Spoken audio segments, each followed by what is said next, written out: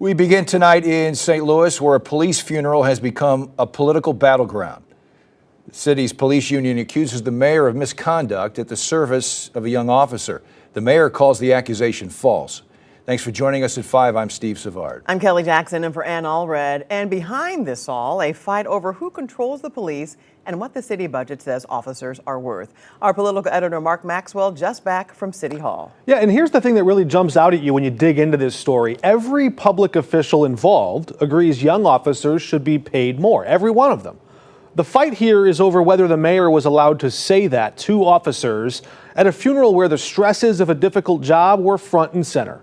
The St. Louis Police Officers Association accuses Mayor Cara Spencer of callous conduct.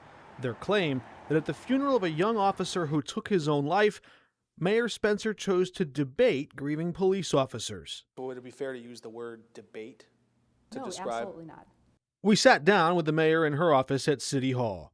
It was a mischaracterization of a conversation. The man who wrote that accusation spent the next day explaining it. It was a genuine conversation at first. Marty Garcia runs the police union. He wasn't in that conversation. His source wasn't either. Still, he argues the mayor discussing the right balance of wages and benefits with officers at a funeral crosses a line. To engage in a discussion, whether it was a debate or a question answering, it really doesn't matter. Then the union boss's critique turned personal. For whatever reason, that part of Mayor Spencer's brain is not functioning. Garcia did not respond to our requests for an interview. The mayor did. And apparently that my brain doesn't work as a result of this. I don't know how to respond to that. I'll say that, look, I think we should be using logic and we should be using facts and we should be data-driven in our decision making. Here's what makes this saga so remarkable. In March, the chief of police stood before TV cameras and made essentially the mayor's argument that pensions don't recruit 22-year-olds, paychecks do. We might have a good retirement plan, but that's 25 to 30 years away from these young officers starting that job.